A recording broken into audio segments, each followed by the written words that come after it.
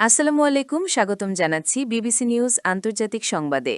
শুরুতেই সংবাদ শিরোনাম, এরপর বিস্তারিত। ট্রাম্পের গাজা শান্তি পরিষদে $100 কোটি দিতে চান পুতিন। ট্রাম্পের গাজা শান্তি পরিষদে যোগ দিচ্ছে যে 8 মুসলিম দেশ।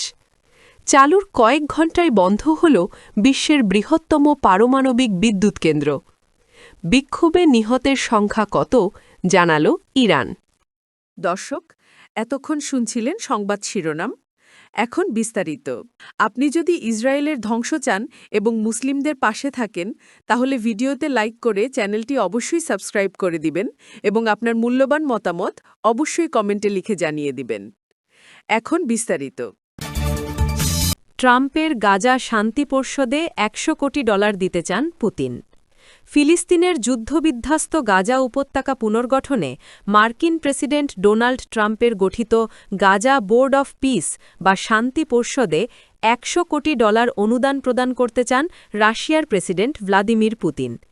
এই ইস্যুতে প্রেসিডেন্ট ট্রাম্পকে প্রস্তাবও দিয়েছেন তিনি।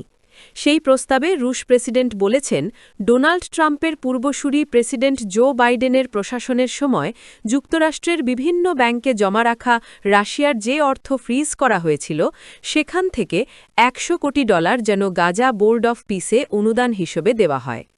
গাজা বোর্ড অফ পিস পরিষদের সদস্যপদের জন্য ইতোমধ্যে প্রেসিডেন্ট পুতিনকে আমন্ত্রণ জানিয়েছেন প্রেসিডেন্ট ট্রাম্প।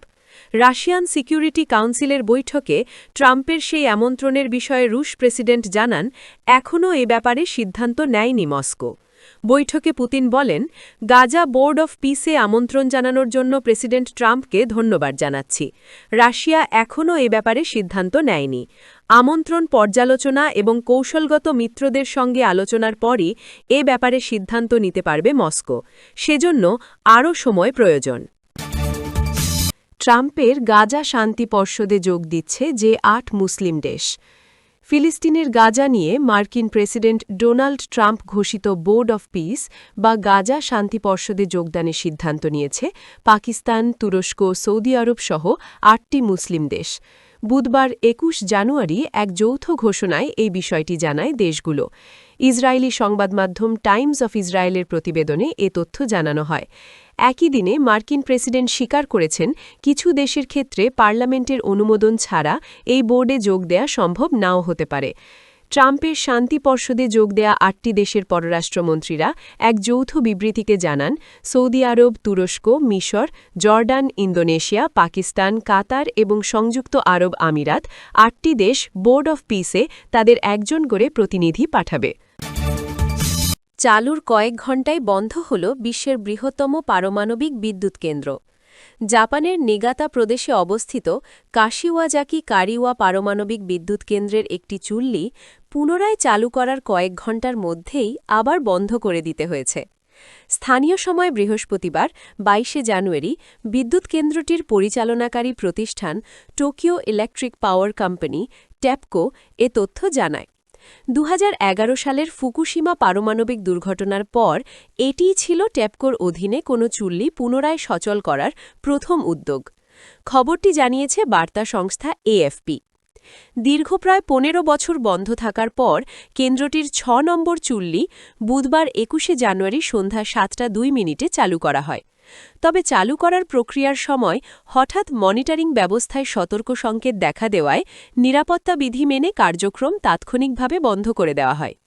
টেপকোর মুখপাত্র তাকাশি কোবায়াশি জানান, বর্তমানে চুল্লিটি স্থিতিশীল অবস্থায় রয়েছে এবং কোনো ধরনের তেজস্ক্রিয়তা ছড়ানোর ঘটনা ঘটেনি। প্রাথমিকভাবে ধারণা করা হচ্ছে, চুল্লির নিয়ন্ত্রণ দণ্ড বা কন্ট্রোল রড ব্যবস্থায় যান্ত্রিক ত্রুটির কারণেই এই সতর্ক সংকেত সক্রিয় হয়।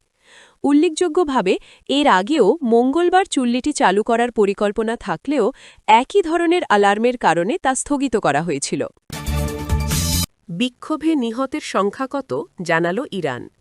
ইরানের সাম্প্রতিক বিক্ষোভে নিহতের সংখ্যা প্রকাশ করেছে ক্ষমতাসীন ইসলামী প্রজাতন্ত্রী সরকার। বিক্ষোভে মোট 3117 জন বলে জানিয়েছে দেশটির স্বরাষ্ট্র মন্ত্রণালয়। বুধবার 21 জানুয়ারি এক প্রতিবেদনে ইরানের রাষ্ট্রায়ত্ত টেলিভিশন চ্যানেল এ তথ্য জানিয়েছে। নিহত এই ৩,১১৭ জনের মধ্যে ২,৪২৭ জনকে শহীদ এবং ৬৯০ জনকে সন্ত্রাসী দাঙ্গাকারী হিসাবে ঘোষণা করা হয়েছে। নিহত শহীদদের মধ্যে বেসামরিক আন্দোলনকারী এবং নিরাপত্তা কর্মকর্তা ও কর্মী উভয়েই আছেন। ইরানের জাতীয় নিরাপত্তা সংস্থা ন্যাশনাল সিকিউরিটি কাউন্সিলের সচিব আলী আকবর পৌর জামশিদিয়ান রাষ্ট্রায়ত্ত টেলিভিশন চ্যানেলকে দেওয়া এক সাক্ষাৎকারে বলেন, নিহতদের মধ্যে যারা বিক্ষোভে সন্ত্রাস ও দাঙ্গাবাজি করেছে, সরকারি ও সামরিক স্থাপনায় হামলা চালিয়েছে, তাদেরকে সন্ত্রাসী দাঙ্গাবাজ হিসাবে ক্যাটাগরিভুক্ত করা হয়েছে। তিনি বলেন, শহীদদের তালিকা সন্ত্রাসী দাঙ্গাবাজদের তালিকা থেকে অনেক বড়। এই তালিকায় সাধারণ বেসামরিক বিক্ষোভকারী যেমন আছেন, তেমনি নিরাপত্তা বাহিনীর উল্লেখযোগ্য সংখ্যক কর্মকর্তা ও কর্মীও রয়েছেন। নিহতদের এই দুই তালিকা প্রমাণ করে যে সরকার শুরু থেকে শেষ পর্যন্ত বিক্ষোভকারীদের প্রতি সহনশীলতা ও ধৈর্যের পরিচয় দিয়েছে। এদিকে যুক্তরাষ্ট্র ভিত্তিক মানবাধিকার সংস্থা human rights activists news agency তাদের ওয়েবসাইটে জানিয়েছে, ইরানে বিক্ষোভের শুরু থেকে এ পর্যন্ত নিহত হয়েছে ৪,৫৬০ জন।